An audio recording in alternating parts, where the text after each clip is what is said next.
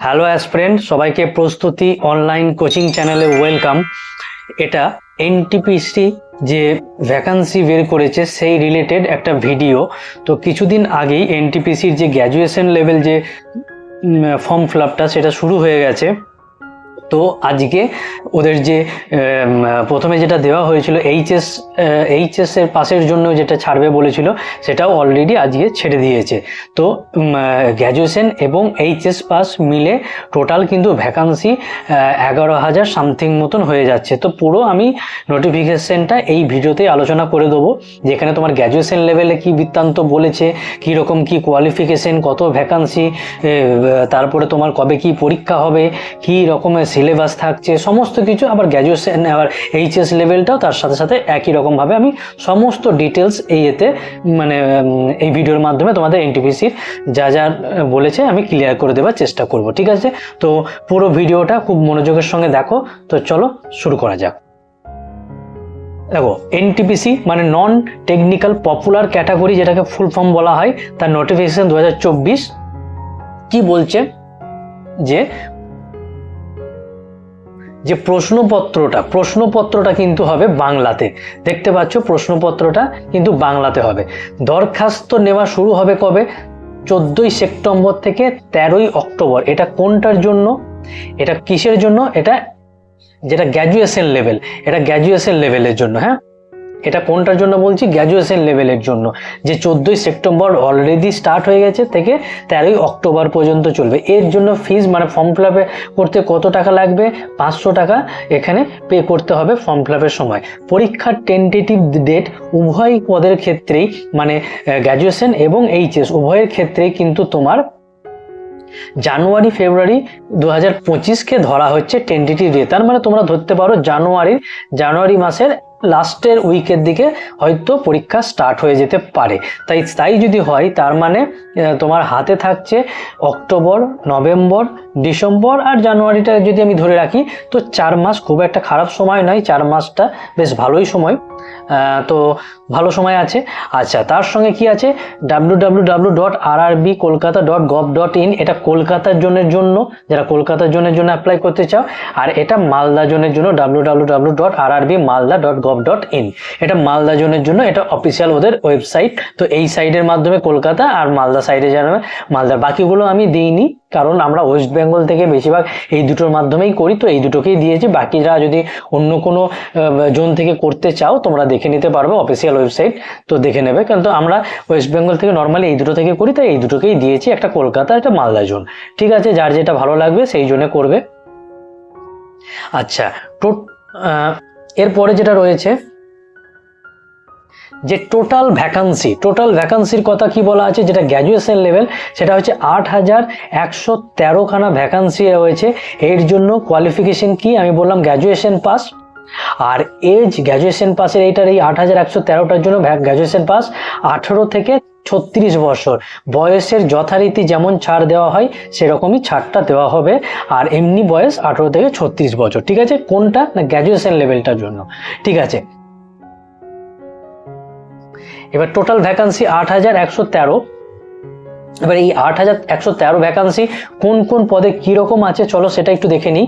যে goods station manager বা goods guard, যেটা আগের বলা হতো, সেই পদের জন্য সবথেকে বেশি এই পদেতে যে 3,144 গ্র্যাজুয়েশন লেভেলে যে পরীক্ষাটা নেওয়া হচ্ছে, তার মধ্যে সবথেকে এই গুডস ট্রেন ম্যানেজার, যেটা আগে আমরা গুডস গার্ড বলতাম, সেটাতে সবথেকে বেশি। সেই পদের জন্য 3,144টি ভ্যাকান্সি রয়েছে। Chief commercial cum ticket supervisor পদে কতগুলো? 1,736টি। আচ্ছা, junior account assistant cum typist পদের জন্য 1,507টি। আচ্ছা, স্টেশন মাস্টার পদের জন্য 994টি। সিনিয়র ক্লার্ক কাম টাইপিস্ট পদের জন্য 732টি। তাহলে এটা কি বললাম? সিনিয়র ক্লার্ক কাম টাইপিস্ট পদের জন্য 732টি। তো টোটাল এই যে ভ্যাকান্সিটা রয়েছে 8,133, সেটাকে এরকমভাবে ডিভাইড করা রয়েছে। ঠিক আছে, বেস্ট। এখানে কি বলা হচ্ছে যে candidate may please note that this vacancy may increase or decrease as per the requirement of railway administration. আচ্ছা, রেলওয়ে অ্যাডমিনিস্ট্রেশন যদি চায় তাহলে এই ভ্যাকান্সিকে তারা ইনক্রিজ এবং ডিক্রিজ বা বাড়াতে এবং কমাতে দুটোই পারে তাদের ইচ্ছার উপর। তাই যদি বাড়ে, নর্মালি আমরা জানি বেড়ে যাওয়ার সম্ভাবনা বেশি থাকে, কারণ এই যে পুরো পরীক্ষার প্রসেসটা চলে তার মধ্যে কিছু না কিছু ওদের যে স্টাফ অলরেডি যারা স্টাফ রয়েছে, এক্সিস্টিং যারা স্টাফ রয়েছে তারা রিটায়ারমেন্ট নেয়, তো সেখান থেকে কিছু না কিছু ধরা যায় যে বেড়েই যায়, কমার সম্ভাবনা খুব কম থাকে। ঠিক আছে, তবু এখানে তাদের রেলওয়ে তাদের পরিষ্কারভাবে তাদের মানে মানসিকতা আমাদেরকে জানিয়ে দিয়েছে। ঠিক আছে, বেশ। দরখাস্ত এরপরে যেটা রয়েছে, এরপরে তোমাদের এইচএস লেভেলের জন্য, এটা তো গেল গ্র্যাজুয়েশন লেভেলের, এবার এইচএস লেভেলটা আলোচনা করব। এর দরখাস্ত কবে থেকে শুরু হচ্ছে? 21শে সেপ্টেম্বর থেকে 20 অক্টোবরের মধ্যে তো শুরু হয়ে গেছে। কোয়ালিফিকেশন কি বলেছে? এইচএসে 50% নিয়ে পাস হতে হবে। এজ ক্রাইটেরিয়া কি আছে? 18 থেকে এক্ষেত্রে 33 বছর। আর এখানেও কিন্তু বয়সের যথারীতি ছাড় দেওয়া হবে, যেরকম ভাবে অন্যান্য পরীক্ষায় দেওয়া হয় ওবিসি বা অন্যান্য ক্যাটাগরিদের, সেরকম ভাবে দেওয়া হবে। তবে নর্মাল এজটা কত এখানে পরিষ্কার মেনশন আছে যে 18 থেকে কিন্তু 33। ঠিক আছে। আচ্ছা, ফিজ এখানে অ্যাপ্লাই করবার সময় অনলাইনে তখন আমাদের ফিজটা কত পে করতে হবে? 400 টাকা পে করতে হবে। আর এইচএস ক্যাটাগরির জন্য টোটাল ভ্যাকান্সি কত বার করেছে? 3485। তার মানে উভয় পদ গ্র্যাজুয়েশন এবং এইচএস মিলে বলতে পারো 11,000 সামথিং, খুব একটা খারাপ ভ্যাকান্সি নয়। ঠিক আছে, তো গ্র্যাজুয়েশনের জন্য এইচএস এর জন্য তাহলে এখানে বলে দিয়েছে 3445টি ভ্যাকান্সি রয়েছে। এই 3445টি ভ্যাকান্সিকে কিভাবে ডিভাইড করা রয়েছে চলো দেখি। যে কমার্শিয়াল কাম টিকিট ক্লার্ক পদের জন্য সব থেকে বেশি এর মধ্যে এইচএস এর মধ্যে, সেটা কত? 2022টি। জুনিয়র ক্লার্ক কাম টাইপিস্ট পদের জন্য 990টি। অ্যাকাউন্টস ক্লার্ক কাম টাইপিস্ট পদের জন্য 361টি। ট্রেন্স ক্লার্কের জন্য 72টি। এরকম ভাবে এই 3445টি ভ্যাকান্সিকে ওরা ডিভাইড করে দিয়েছে। ঠিক আছে। আচ্ছা, এরপরে কি আছে? ফর্ম পূরণের সময় কোনো রকম ভুল যদি হওয়া থাকে, মানে ফর্ম করতে গিয়ে যদি আমরা কোনো রকম মানে ভুল ইনফরমেশন আমরা পুট করে থাকি, তাহলে সেটাকে তারা সংশোধন বা এডিট করবারও সুযোগ দেবে। আর সেটা কবে দেওয়া হবে খুব ভালো করে শুনে নাও, সেটা দেওয়া হবে 23শে অক্টোবর থেকে 1 নভেম্বর। কোনো রকম ভুলকে আমরা এডিট করতে পারবো 23শে অক্টোবর টু 1 সেপ্টেম্বর, মানে 23শে অক্টোবর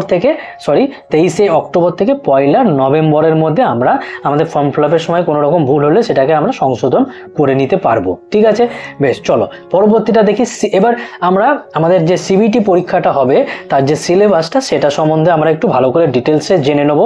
কারণ সিলেবাস খুবই ভালো, কারণ যে পরীক্ষায় মানে সিলেবাস খুবই ভালো বলতে চাইছি, সিলেবাসটা জানা খুবই দরকারি। কারণ যে পরীক্ষায় আমরা বসতে চাইছি সেটা কি রকম পরীক্ষা, কত কি থাকবে, আমাদেরকে অবশ্যই সেটা জানতে হবে।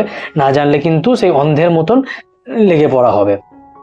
তো সিবিটি 1 উভয় ক্ষেত্রেই, মানে গ্র্যাজুয়েশন এবং এইচএস উভয় ক্ষেত্রেই একই রকমের সিলেবাস আছে।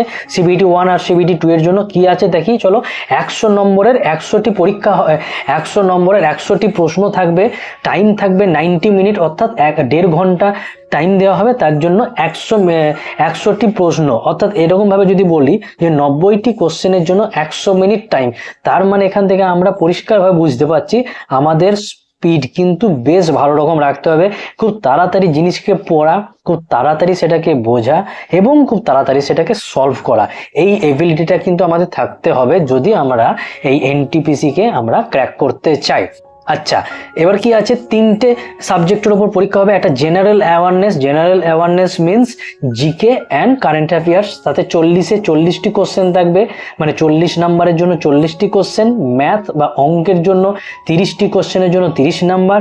আর রিজনিং যেটা বলেছে 30 নাম্বারের জন্য 30। ঠিক আছে, 30টি কোশ্চেন। আচ্ছা, এরপরে যেটা ওরা বলেছে কোয়ালিফিকেশন মার্কস উভয়ের ক্ষেত্রেই, সেটা গ্র্যাজুয়েশন হোক বা এইচএস, যে ইউআর বা আনরিজার্ভ ক্যাটাগরি বা যেটা আমরা জেনারেল বলি তার জন্য 40% পেলে তবে আমরা সিবিটি 2তে যেতে পারবো। ওবিসি এবং এসসিদের ক্ষেত্রে সেটা 30% হতে হবে।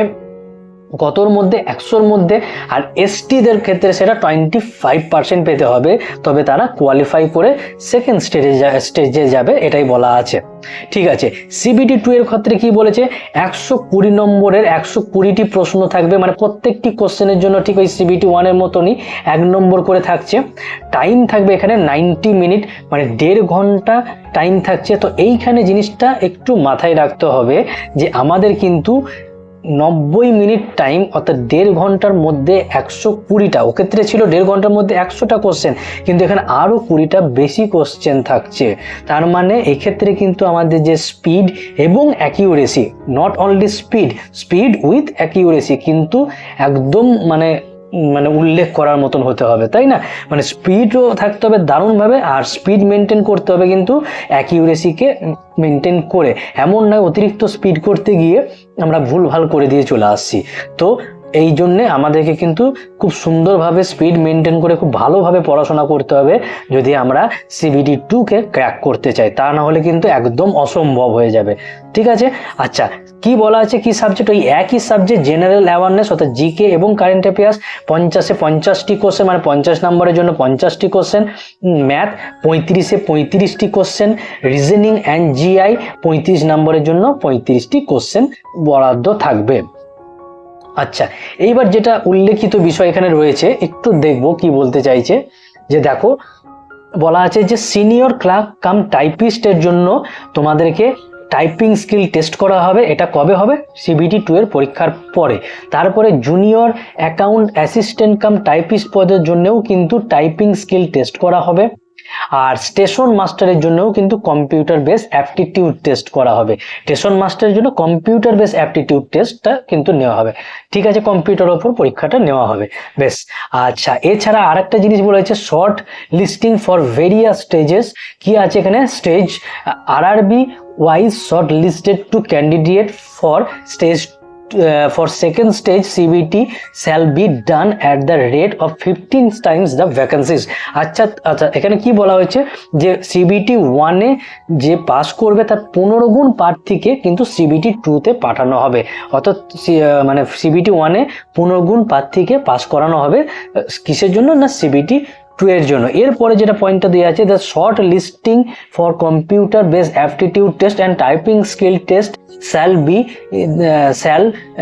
be to the extent of 8 times the vacancy। আচ্ছা, কম্পিউটার বেস অ্যাপটিটিউড টেস্ট এবং টাইপিং স্কিল টেস্টের জন্য কত গুণ প্রার্থীকে? 8 গুণ প্রার্থীকে কিন্তু পাস করানো হবে। অর্থাৎ সিবিটি 2-তে এই দুটো ক্ষেত্রে মানে টাইপিং স্কিল এবং কম্পিউটার টেস্ট নেওয়ার জন্য 8 গুণ প্রার্থীকে কিন্তু পাস করানো হবে, সেটাই এরকমভাবে বলা আছে।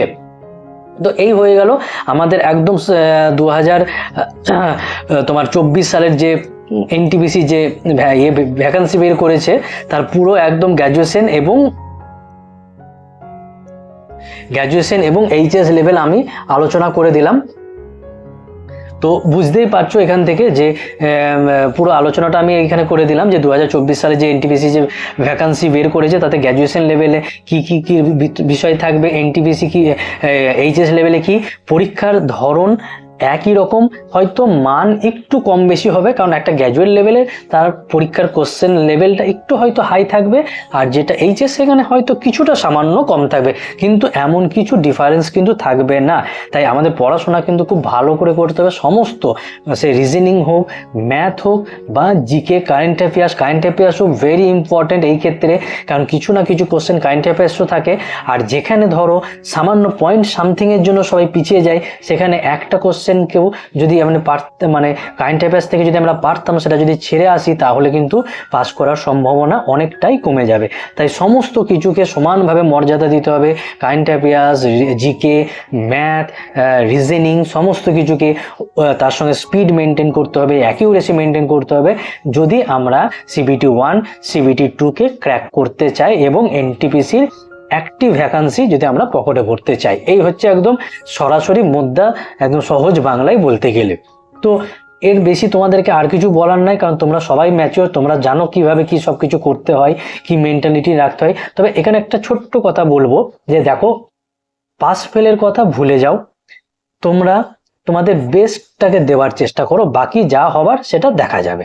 এমন না হয় যে পরীক্ষার হলে গিয়ে মনে হলো যে না আমি আরেকটু ভালো পারতাম কিন্তু আমি পারলাম না কারণ আমি একটু ফাঁকি দিয়েছি। তো সেটা যেন না হয়, তোমরা তোমাদের বেস্টটাকে দাও, বাকি পাস ফেল এটা কিছুটা আমাদের লাকের ওপরও ডিপেন্ড করে। তো বাকি যা হবে সেটাকে আমরা অ্যাকসেপ্ট করে নিতে পারবো সহজভাবে, কারণ এটা মাথায় থাকবে যে না আমি আমার দিক দিয়ে যতটা পেরেছি চেষ্টা করেছি, হয়তো এইবারটা আমার ক্ষেত্রে ছিল না। তবে চেষ্টাটা কিন্তু এরকমভাবে হবে যে হয় এভার না হয় নেভার, মানে হয় এভার নলে নেভার, কখনোই নয়। কারণ দেখো 2024-এ এনটিপিসি বের করেছে, এমন কোনো গ্যারেন্টি নেই যে 2025 সালেও তারা পুনরায় আবার কিছু না কিছু ভ্যাকান্সি এনটিপিসি বের করবে, করতেও পারে না করতেও পারে, কোনো গ্যারেন্টি কিছু নেই, কেউ এইসব বিষয়ে কোনো গ্যারেন্টি দেওয়া যায় না। তাই এটাকে এমনভাবে চেষ্টা করতে হবে যে হয় এভার নয় নেভার। তো এর বেশি আর কিছু বলার তোমাদের কাছে নেই, তোমরা সব ম্যাচিওর, তোমরা সব জানো কি করতে হবে কি না করতে হবে। আমি আমার দিক থেকে যেটুকু পারলাম আইডিয়াটা দেওয়ার তোমাদের চেষ্টা করলাম। তো ঠিক আছে, আজকের ভিডিওটা এই পর্যন্তই। এনটিপিসি পরীক্ষার জন্য যারা তোমরা ফর্ম ফিল আপ করবে সকালকে অল দ্য বেস্ট জানিয়ে ভিডিওটা এই পর্যন্তই আমি শেষ করছি। সবাই ভালো থাকবে।